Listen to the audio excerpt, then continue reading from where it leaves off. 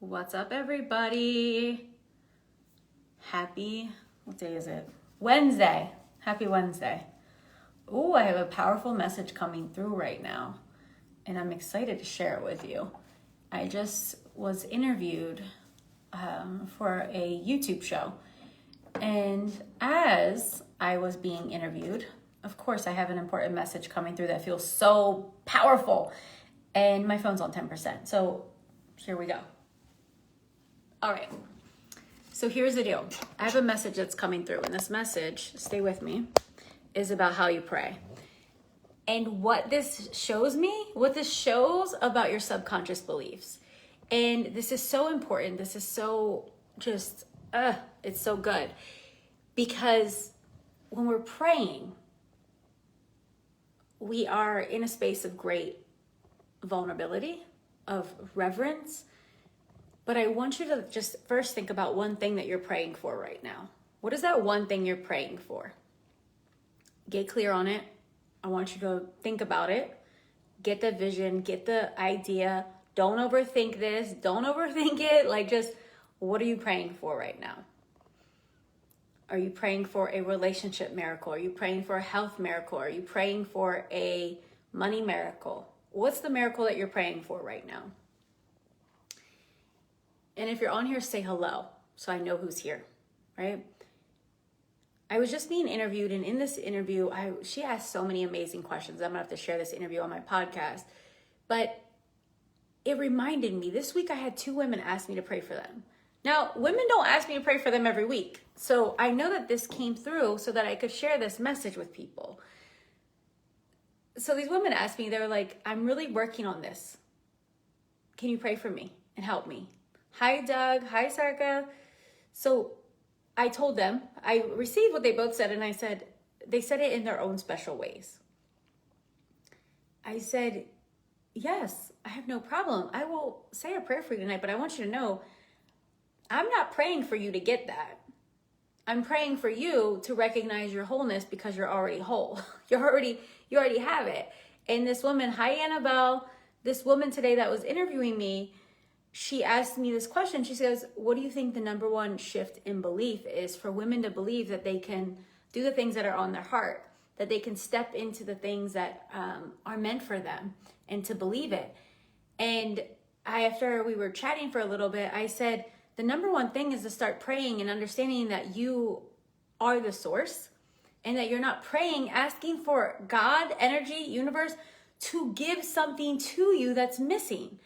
Because then we're praying from deficiency, and while you may not know how to access it, look, there are times where I'm praying for something and I don't know how to access it. The thing is, I don't have to know. I don't always have to know. I don't have to know how the program is going to be or how I'm going to write the book. I don't have to know where the money's coming from. I don't know how to know where the new friends are coming from, where the love's coming from, or how the health and healing is going to happen. But what I have to be clear on is that it's already here, that it's available, and that I am the instrument. So I want you to think about the thing that you're praying for. And as you're thinking of the thing that you're praying for, I want you to notice this very subtle energy. Are you praying from a deficient place and thinking that you have to be in the good graces of something to get it? Because if you are, I want to invite you to change that. I really want to invite you to change that. And the change is this. And one of the women that wrote me, she said, I'm going to unplug the phone for a second. She said, you know what? I'm going to pray and I'm going to ask God. I'm going to ask God if he can help me have this so that I can do your program. And I said, you can do that if you'd like, but I think there's a deeper activation that can happen here if you start asking a question within yourself that goes something like, what must I become? Who must I talk to? What must I say so that I can receive what's already here from me? That because my desires are saying, yes, this is for me. Yes, this will advance me. Yes, this is going to take me somewhere and I can feel it. I must. Instead of asking for God to give you the thumbs up or the thumbs down. This is the difference. Same thing with abundance, right? So if we're asking for abundance and we're thinking that God has to decide when we're good enough, we're thinking I'm still deficient. I'm still missing something. So notice when you pray from source and start announcing it, affirming it, declaring it. I was thinking about this because I was like, I need to add an affirmative prayer module into the Miracle Worker Method. And as I was thinking that, I was like, affirmative prayer is just one of those things like Esther, who's channeling Abraham in the whole Abraham Hicks situation. She's going on a rampage. She is affirming what's true. She's affirming what already is in consciousness and then asking and activating, amplifying it here in this. So if your prayer feels like begging energy, please, please, please, please, please choose me, stop. Just stop. Just stop. And this is not a judgment that you must have on yourself. Have some grace with yourself because this is what someone taught you along the way. And then I want you to start praying and asking questions like, how would I pray right now if I thought that there was a code within me that needed to be unlocked for me to have this thing? How would I pray if there was something that I needed to unlock within me, to access within me, but I knew that like it's inevitable and it's here?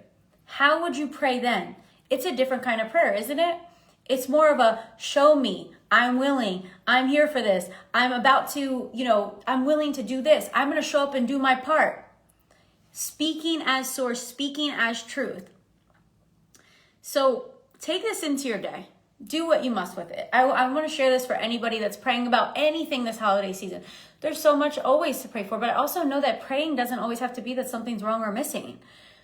Praying in the space of I'm so grateful. Sometimes I have these moments where I just recognize beauty in some things, right? Like I wake up this morning and I asked Chanel to sleep with me last night. I was like, why don't we all sleep together tonight? Usually it's Pablo and I sleep together and Cleo and Chanel sleep together.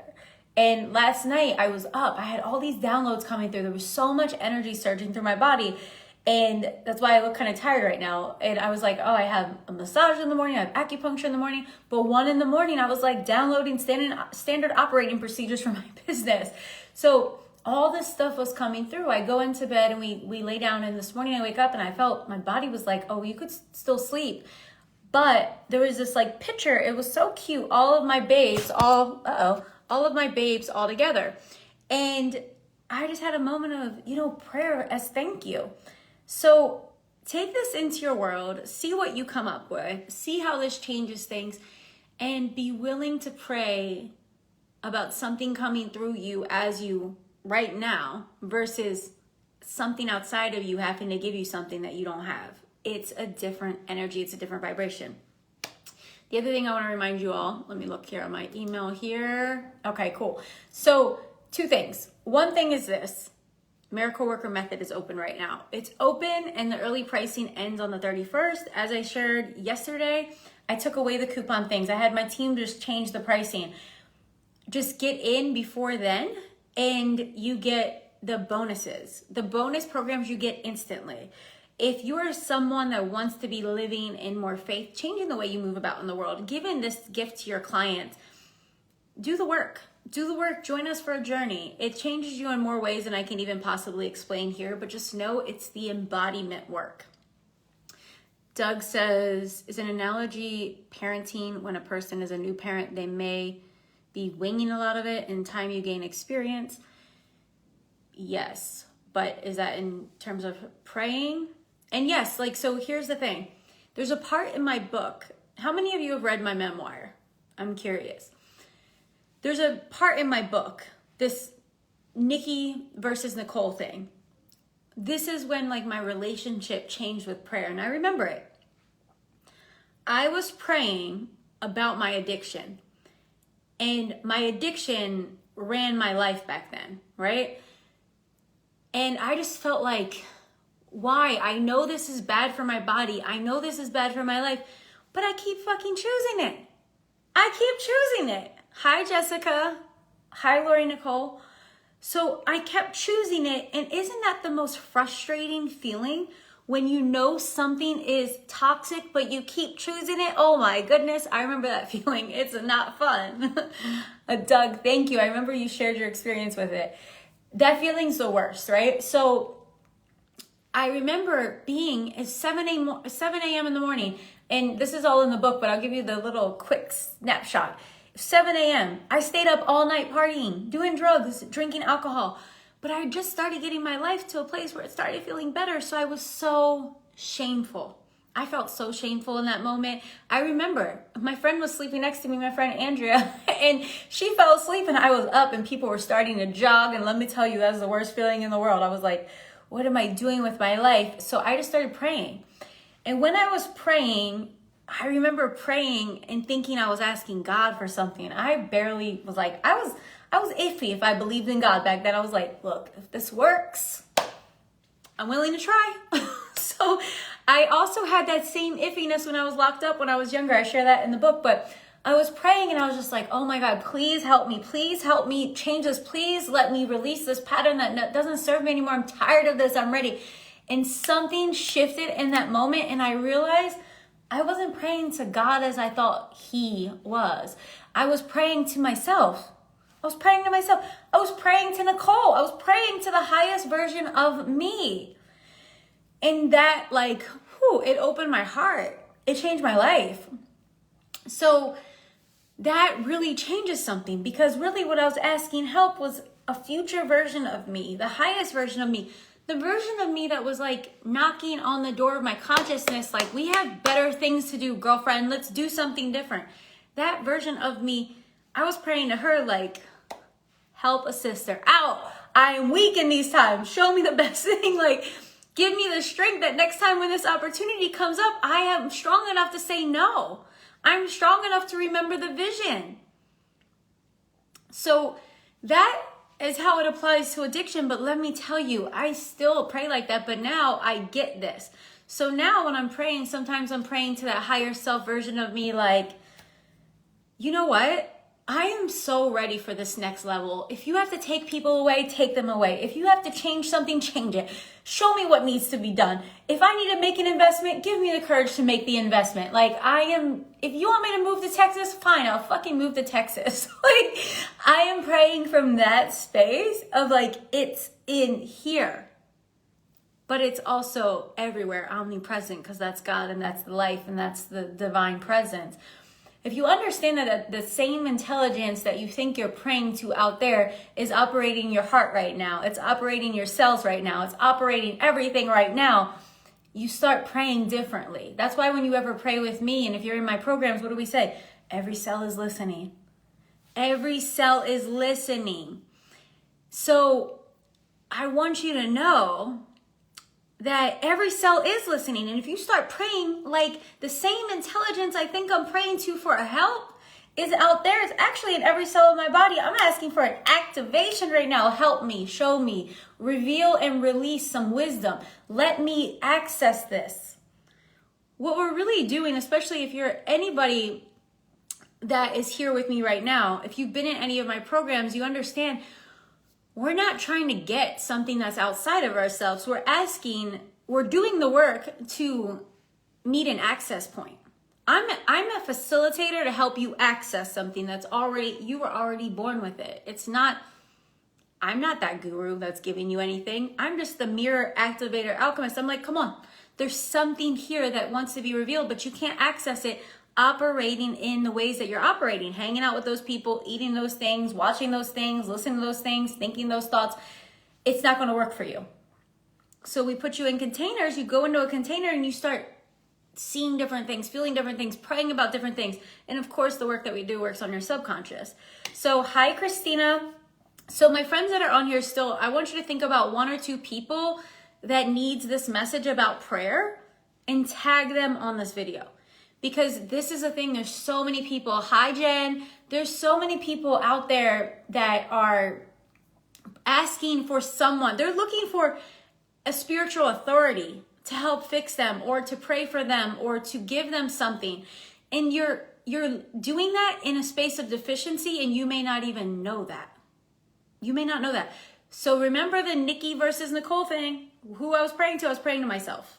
And right now you're praying to yourself. For some of you that are asking for more money, I know there's a lot of business women on here, you're really praying for that future version of you to give you the hints, signals, and information that allows you to reach into a higher vibration, to be in that higher consciousness, because as our consciousness expands, what's really happening is we go from looking down here at this little space, and it keeps going like this. It keeps going like this. We start seeing so much more of what life really is.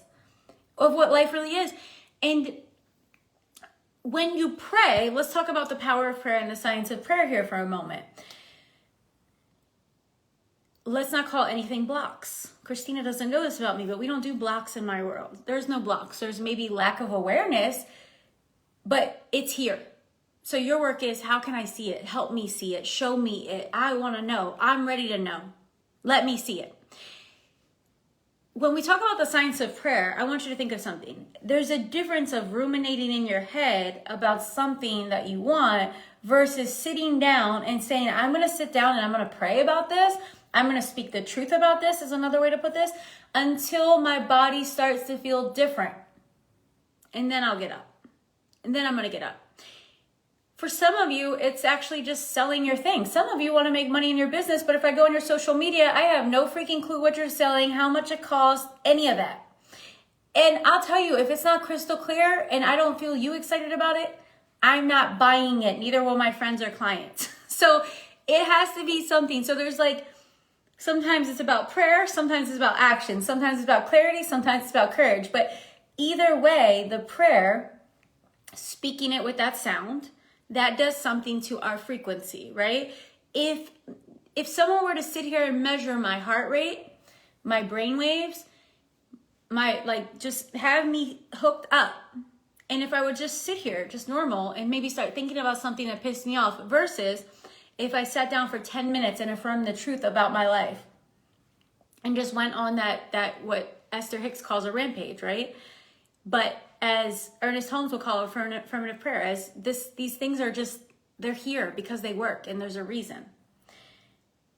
I want you to play with this in your life, because some of you, and let me know if it's you, that's okay. You've been giving your power away, thinking that the power is externally, and what happens to your body and your energy field is it's shrinking because you're literally contracting. Your heart is closing because you think, I'm missing something. I'm not getting something. Something's not working for me. They are special. I am not. And the understanding as we begin to pray is, I'm one of one. I'm divine. I am connected to all that creates everything. And because I'm connected to this oneness, and because I am one expression of it, I do deserve this. And I'm going to show up like it. I'm going to speak like it. I'm going to receive like this. I'm going to treat my body like it.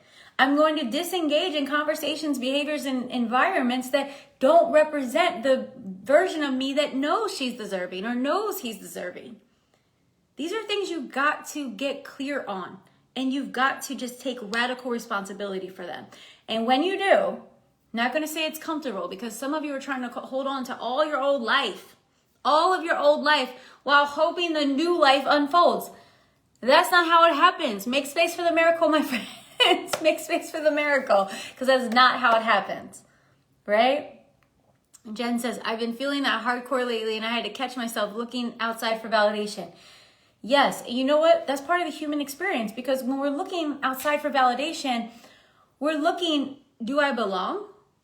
Will I be loved here? Like, that's our human need. So we just want to notice when we're being human, and that's okay. But then coming back to honoring ourselves in such a way that is what I call that high maintenance for women, which is, I have something to maintain here. I have a responsibility. My responsibility is to my purpose, my passion, to my possibility. And I got to maintain that. So that means anything else can go if that's what feels aligned for me. But I have to be willing to be here in the now and understanding the source is happening in me now. And I am a portal to that, right? You know that saying I share sometimes is that people are portals to new possibility. Who are you a portal for? First, you're a portal to yourself, because you have to open up and understand that when my heart is open, the floodgates open. When my heart is open, I'm open to possibilities. I can catch a vision. My dream may show me something. I hear something. You may audibly hear something like I did. But now I catch visions. Like, there's things that happen when we open our heart and open ourselves up. And I want you to know that The reason why you're being called to be open is because you're about to be someone else's answered prayer. And that changes things. That changes things when you understand that you showing up as your highest means that you're about to be someone's answered prayer. But we need you to actually come forth. We need you to do the work. So I'm going to leave all of this here, this message. If you know someone that needs this message, tag them. The thing is, you don't know what your friends are praying about in silence. You don't know what your friends are praying about that needs healed, fixed, that those things that they think need healed and fixed, right? You don't know what they're going through. And I think this is the important thing. Today, when I was on the acupuncture table, my lady was working her magic on me, massaging me. I had some needles in my back and we were talking about some things. And last week I had a huge purge. I literally threw up. I was detoxing for 2 days. I cut all these foods and just was eating fruit in the morning, vegetables at night, no coffee. Day 2, I got so sick, but it was so good. I puked and then I started crying and laughing. This was like a 2-hour window. And I was like, and then after I felt so good and I was like, wow, that was like an ayahuasca trip. What the hell was that? And then I was telling her that because I'm in Texas and I don't have my friends that I normally would call and say, let's go out and have dinner. I'm going to drive to LA. I'm going to do these things that would normally distract me from it. I've been sitting with all the things and there's quickenings that are happening. Things are happening faster because my comfort, my things are not around. And while I was on that table with her, we were just laughing about this because the reality is that sometimes we're not willing to take away the things. We're not willing to leave the comforts behind. But when we do, things happen fast, right? Like Damara says, definitely make room and the miracles come. Things will happen fast. So what are you hanging on to and clinging to that you think is going to serve you in this next level? And look, this is what I wanted to share, what she told me. Is she was like, well, I'm glad that you had space and that your friends didn't help you through the things that you were feeling. I was like, oh no, I wouldn't go to dinner with my friends and start talking about my health or detoxing because I'm going to save that for myself. I'm not going to bring that into that. I'm going to save that for myself, or if I'm going to be with a therapist or my healer. So my point is this. I am in a great position in life. I'm a leader. I do all these things. I help hundreds of people with all this stuff all the time in all my programs. But here's the deal. We all have things that we're praying for in the silence of our own hearts. And that's why I say it's important to share these kinds of messages, because we want to make sure that we're praying from a space of wholeness and willingness to see versus thinking, please pick me. Please pick me. Please. I'm good enough. Please give me the healing. Please give me the money. Please pick me. Like, that is not the place to pray from. So I'm going to send you all so much love. For some of you that are healing, teaching, guiding, you have a group of people under you, maybe at corporate or maybe in MLMs. No matter what it is, if you feel called to help people and to love on people and to help them see their truth, I want to invite you into the Miracle Worker Method, because it's a 3-month deep dive into the healing modalities, into the activations, and into the embodiment work. I want you to understand that success for women, hi Charlene, I love you too. Success for women means that we have to feel safe in our bodies. We have to remember that we're whole. Not just like, oh my God, Nicole said I was whole, so yes, I'm whole. No, that's a philosophy, that's a theory. We have to deepen into the remembering that there's something about me that is already whole and complete. There's something about me that isn't broken. There's something about me that wants me to keep trying. There's something about me that wants me to say yes to this. There's something about me that knows there's more for me in this lifetime. And when we are willing to meet that part of us, guess what? It's revealed. But when we're looking for what's wrong and praying from deficiency, we do not meet that version of us, because we see what we're looking for, always. So my friends, thank you for sharing this with your people. If you have questions about the Miracle Worker Method, please do reach out. I would love to get you in. We have 14 spots left. It is going to be the bomb. And not only that, you get instant access to the bonus programs now, so you don't have to wait. You can start Wake Up Your Wealth Consciousness, Sales is a Sacred Practice. We're putting in content from the Harmonious Hustle events. You get to have access to these things and start them now before the new year even starts. And I'll tell you, it's going to start working its magic on you. So my friends, have a blessed day. I will see you soon. And remember to pray knowing that you are source. Bye, friends.